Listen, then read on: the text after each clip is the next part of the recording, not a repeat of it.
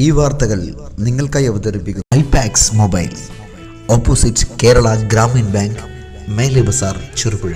KPCCയുടെ ആഹ്വാനപ്രകാരം പുളിങ്ങോ മണ്ഡലം കോൺഗ്രസ് കമ്മിറ്റിയുടെ ആഭിമുഖ്യത്തിൽ നികുതി കൊള്ള അവസാനിപ്പിക്കുക, സംസ്ഥാന ബജറ്റിലെ ജനദ്രോഹ നിർദ്ദേശങ്ങൾക്കും ഭൂനികുതി 50% വർദ്ധിപ്പിച്ചതിനുമെതിരെ പുളിങ്ങോ വില്ലേജ് ഓഫീസിന് മുൻപിൽ ധർണ സംഘടിപ്പിച്ചു.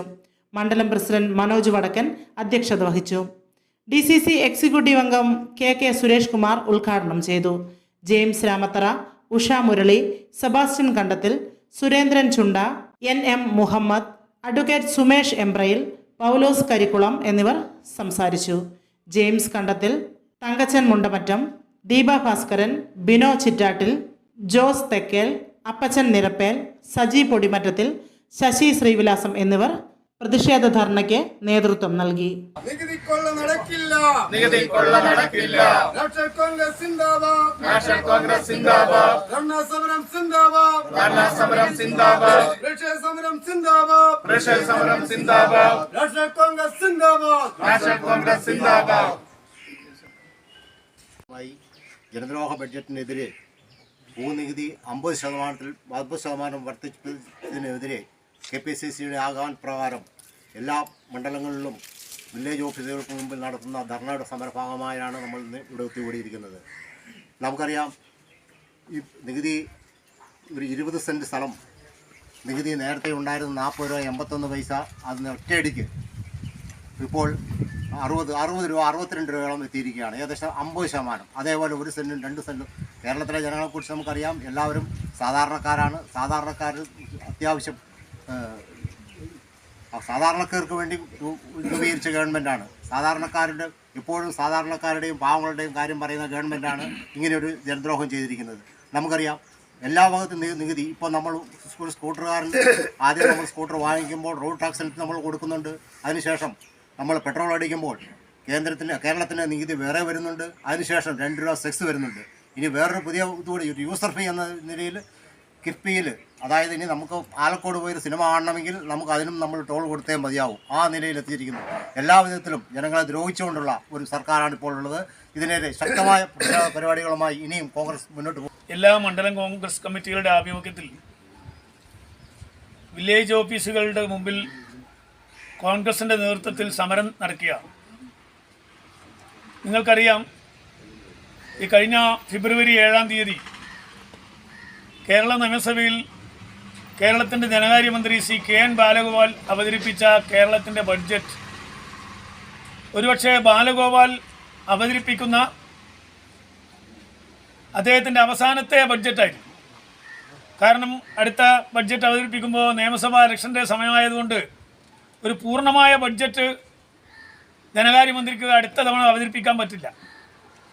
അപ്പോൾ ബഡ്ജറ്റ് അവതരിപ്പിക്കുന്നതിന് മുമ്പ് തന്നെ കേരളത്തിലെ മാധ്യമങ്ങളും കേരളത്തിലെ വ്യാപാരികളും അതുപോലെ കർഷക സംഘടനകളും തൊഴിലാളി സംഘടനകളൊക്കെ വിചാരിച്ചത് ബഡ്ജറ്റിൽ ജനങ്ങൾക്ക് അനുകൂലമായ ഒരുപാട് കാര്യങ്ങൾ ഉണ്ടാവുന്നുള്ളതാണ്. എന്നാൽ ജനങ്ങൾക്ക് അനുകൂലമായ കാര്യങ്ങളില്ല എന്ന് മാത്രമല്ല, ജനങ്ങളെ ദ്രോഹിക്കുന്ന തരത്തിലുള്ള, കേരളത്തിലെ ജനങ്ങളോട് കടുത്ത വഞ്ചന കാണിക്കുന്ന ഒരു ബഡ്ജറ്റാണ് നിയമസഭയിൽ അദ്ദേഹം അവതരിപ്പിച്ചത്. ഇവിടെ സ്വാഗത പ്രസംഗനും അധ്യക്ഷ പ്രസംഗനും സൂചിപ്പിച്ചതുപോലെ ഭൂനികുതി കൂട്ടിയപ്പോൾ അദ്ദേഹം നിയമസഭയിൽ പറഞ്ഞത് 10 രൂപ 20 രൂപ ആക്കിയതേ ഉള്ളൂ. അതൊരു വർധനമാണോ? അത് സാധാരണ ജനങ്ങൾക്കൊരു വർധനമല്ല. പ്രതിപക്ഷ നേതാവ് ബഡ്ജറ്റ് പ്രസംഗം കഴിഞ്ഞ ഉടനെ ആ ബഡ്ജറ്റ് അവതരിപ്പിച്ചു കഴിഞ്ഞാൽ സംസാരിക്കാനുള്ള ഏക അവസരം പ്രതിപക്ഷ നേതാവിനാണ്. അപ്പോൾ പ്രതിപക്ഷ നേതാവ് അപ്പം തന്നെ ഈ ഭൂനികുതിയുടെ കാര്യം നിയമസഭയിൽ ഏറ്റവും നന്നായിട്ട് പഠിച്ചവതരിപ്പിക്കുന്ന ഒരു നിയമസഭാ സാമാജികനാണ് നമ്മുടെ പ്രതിപക്ഷ നേതാവ്. അദ്ദേഹം പറഞ്ഞു 10 രൂപ 20 രൂപയാക്കി എന്ന് പറഞ്ഞാൽ 100 രൂപ അടയ്ക്കുന്നവർ 200 അടക്കണം, 500 രൂപ അടക്കുന്നവർ 1000 അടക്കണം, 1000 അടക്കുന്നവർ 2000 അടക്കണം. അങ്ങനെ ഇരട്ടി വർധനമാണ് നടത്തിയിരിക്കുന്നത്. നമ്മുടെ മലയോര മേഖലയിൽ നിങ്ങൾക്കറിയാം, പല കർഷകരുടെയും സ്ഥലം 5-10 ഏക്കർ സ്ഥലം ഉണ്ടാവും. ആ സ്ഥലത്തൊന്നും ഇപ്പോൾ ഒരു വരുമാനവും കിട്ടുന്നില്ല. കാർഷിക മേഖല തകർന്നിരിക്കുന്നു. നമ്മുടെ കാലാവസ്ഥാ വ്യതിയാനവും അതൊക്കെ കണക്കിലെടുത്ത് കാർഷിക മേഖല തകർന്നിരിക്കുന്ന ഈ അവസരത്തിൽ 5-10 ഏക്കറുള്ള മലയോര കർഷകർ അവരുടെ ആ സ്ഥലത്തിന് കൃത്യമായ നികുതി അവരുടെ മേടിക്കും, ഇരട്ടി നികുതി അടക്കുന്ന സ്ഥിതിയിലേക്കാണ് പോകുന്നത്. ഇതൊക്കെ വളരെ ബുദ്ധിപൂർവ്വമാണ് കാലപോലെ കൈകാര്യം ചെയ്തത്. ഇന്നിവിടെ സൂചിപ്പിച്ചതുപോലെ കേരളത്തിലെ എല്ലാ മണ്ഡലം ആസ്ഥാനങ്ങളിലെയും വില്ലേജ് ഓഫീസുകളിൽ KPSCയുടെ നിർദ്ദേശാനുസരണം ഇന്ന് ഇതുപോലെയുള്ള ധർണ സമരം നടത്തുകയാണ്.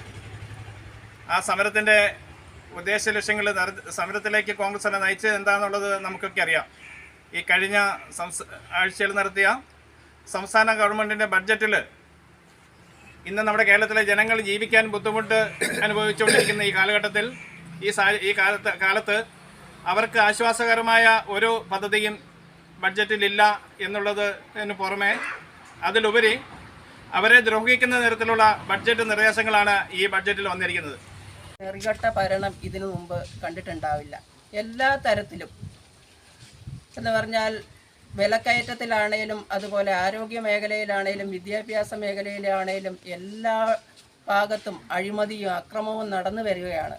സാധാരണ ജനങ്ങളെയാണ് ഇത് കൂടുതൽ ബാധിക്കുന്നത്. വിരൽത്തുമ്പുകൾ കൊണ്ട് മാസ്മരിക വർണ്ണപ്രപഞ്ചം സൃഷ്ടിക്കുന്ന മികച്ച കമ്പനികളുടെ മികവേറിയ മൊബൈലുകളുമായി ചെറുപുഴയിൽ മൊബൈൽ ഫോണുകളുടെ വിസ്മയ ലോകം തീർത്ത് iPax mobile, opposite Kerala Gramin bank, Mele Bazar, Cherupuzha. Mobiles and laptop services, iPhone and Android collections, iPhone iPad service specialist, smartphone and laptop services.